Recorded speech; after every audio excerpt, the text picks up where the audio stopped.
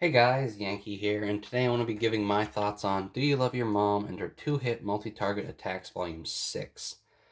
Um, so, I bought this volume. I started reading this volume, and I don't know how long it took me, but like 10 or so pages in, I got really confused. Because one of the characters we've been traveling with for a long time was just gone. Medi, who was introduced in volume 2 and sort of became part of the group at the end of that and has been with us for volume 3, 4, and 5, was just gone. And so I didn't know what was happening.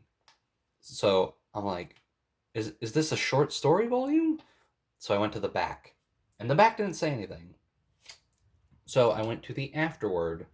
And right at the start of the afterword, uh, the author, what is it? Dachima Inaka says, "Oh yeah, this volume contains some short stories." They didn't say that anywhere, so I was very confused at the start of this volume. Whoops, my bad. I was very confused at the start of this volume, and then I was very disappointed because short story volumes are never usually good, in my opinion. Right? Okay, there's basically two kinds of short story volumes that I've seen. There is the all just random short stories that take place in between volumes that if you had read them at the time, they would have been fun. Like the first short story in this would have been fine if it was at the end of volume 1 or if it was the start of volume 2. But it's the first chapter of volume 6, so it's really off-putting. Um and then you've got uh okay, so you get the ones that are just all short stories that take place all over the place. And then you've got basically what Rokujoma does, which is more bearable for me. Um, you got short stories that sort of take place in between, but they also a lot just sort of could take place whenever. And then, like, half the volume is those short stories, and then the second half is a longer story, which reads better and is much more interesting. And thankfully, that's what this volume was. It was a couple short stories at the beginning, and then the rest of it was felt like a normal volume.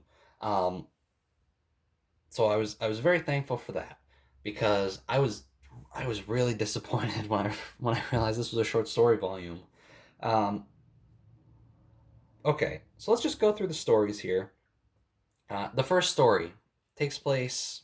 I don't know if it takes place after volume one, in the middle of volume one, but it definitely takes place before volume two, because again, Medi's not here. The first story has basically, what is it? Mamako, Masato, Wise, and Porta going up against goblins. Um, and basically, everything is the day is saved by Momoko because the goblins were just hungry and she cooks for them. And then the villagers that were sort of being tormented by these goblins set up trade. And that's the story. And it wasn't very good. Um, but again, um, in the afterword, the author even talks about it. Like, this was something he wrote a year ago. This is something he wrote around volume one. So it was rough. I didn't care for it.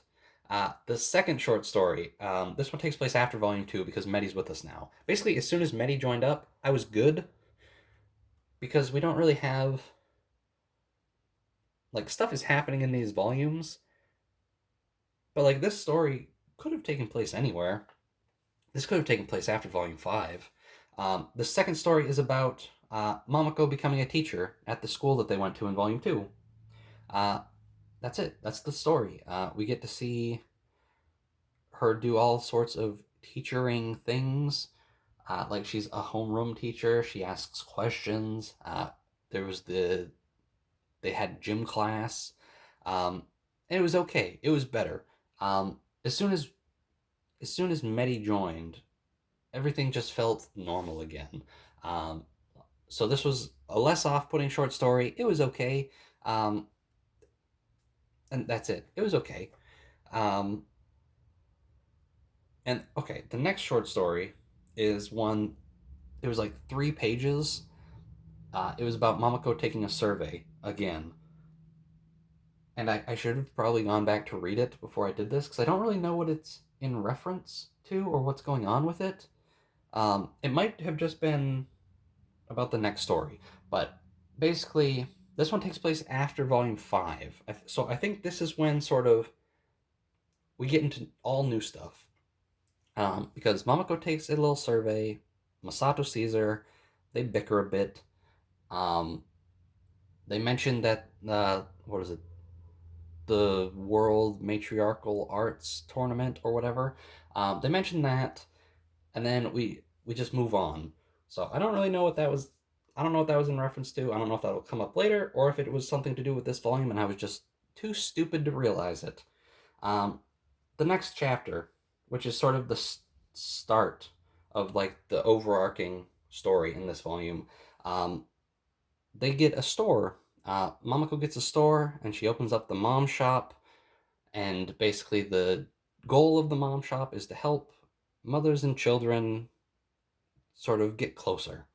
One of the first, uh, I think the very first customer is the queen of the town who wants to spoil her son more.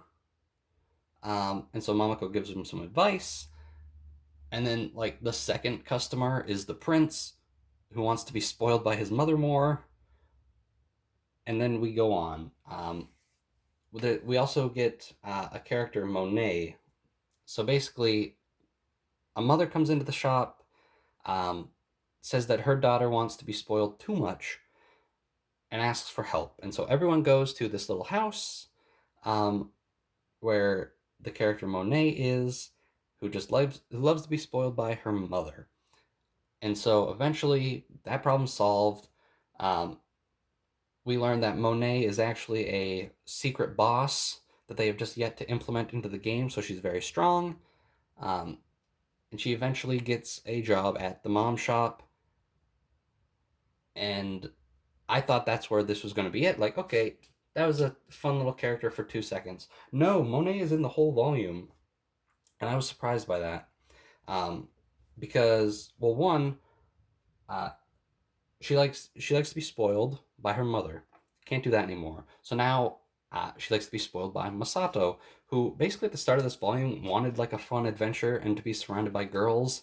Uh, but he's just sort of fed up by this point, and he's not really interested in Monet. Um, and now the next story, we're back to the mom shop. Um, a woman, a test player who is actually a character designer, shows up, and her request is she wants to marry the prince. And that's basically the rest of the volume. The next 2 chapters are all about trying to get this character designer and the prince to get married. And we eventually get to the point where that yes, we get them to get married. I thought for sure that Monet, the character we introduced, was going to end up marrying the prince. Because that makes sense. Because like, there's no way this stupid character Monet is going to stick around, right? No, that doesn't happen. The character designer and the prince get married. Or we don't see them get married, but they're preparing to get married. What? Okay. This it was weird.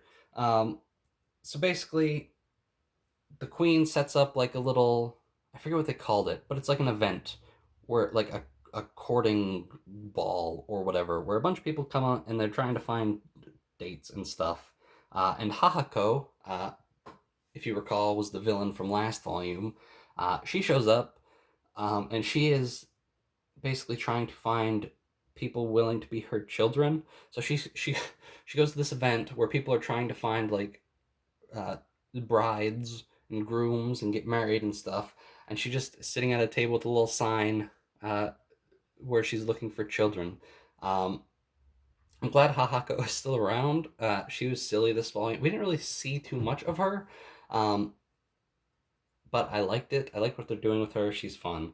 Um, and then so basically, what is this? I don't remember what the character designer's name is, but she and the prince meet. they basically fall in love, whatever. Um, and then the final chapter is about the prince, the character designer, and then Mamako and everyone going into this little dungeon uh, to see if they can pass this test so they can get married. Um, and not much happens there. They pass the test. That's it. There's sort of like, I don't remember what he was called, but basically the walls would sort of uh, like grow arms and things like that. So there's like a little creature inside the walls, and like he tickled Porta at one point. He smacked Wise. Um, he he farted next to Medi, and everyone thought Medi farted, and that was pretty funny. Um, and then at the end, oh yeah, I haven't even brought up Amante and Sorella. They've been around the whole, like, basically the first two short stories they weren't there, but basically as soon as the overarching story of the volume happened, they've been around, messing around, um, trying to interfere and things like that. Um, yeah, I don't really have much to say about them, but at the end of the volume, basically, uh, Amante and Sorella try to interrupt uh, the character designer and the prince's wedding. But it turns out the prince and the character designer weren't there at all. It was actually Mamako, Masato, and everyone in disguise. And then Masato, Wise, and Medi fight Amante and Sorella. Mamako doesn't fight at all, and they win. And so I like that a lot. We got a nice fight with all the kids except Porta, who can't fight. And they actually got a fight. It was against the Amante and Sorella, who we've beaten many times at this point. Um, but hey, they got to fight all on their own. Mamako didn't have to come and interrupt their fun. That was great. I liked that a lot, especially after how disappointed I was at the end of Volume 5, where basically Mamako and Masato got like this dual weapon to do like a dual attack, and then Mamako just swiped it away from Masato. He actually got to fight this volume, and he won. Um, and then the end of the volume has Amante and Sorella being chased around by Hahako, who wants to be their mother. Um, so yeah, that's the volume. I just talked about the whole volume. It was okay. The first short story I didn't like because it was very off-putting. I didn't know what was happening. Second one was kind of fun. The overarching story was good. I liked it quite a bit. Um, yeah, I just hope we get some new enemies soon, right? Because we've been dealing with Amante's been around since volume 3, and Sorella's been around since volume 4. So over half the series so far, we've had them screwing around, and we're still stuck with them. And in Volume 5, we had Hahako as the villain, but I don't know. Like, Amante and Sorella were still there screwing around. So a new villain next volume would be great. Um, but I'm still enjoying this series a lot. I think for the most part, this volume was pretty good. Um, and we're at the halfway point. I think this series ends at volume 11. So, what, 5 more volumes, and then we're done with this series. So anyway, that's going to do it for this episode, guys. I'll see you next time.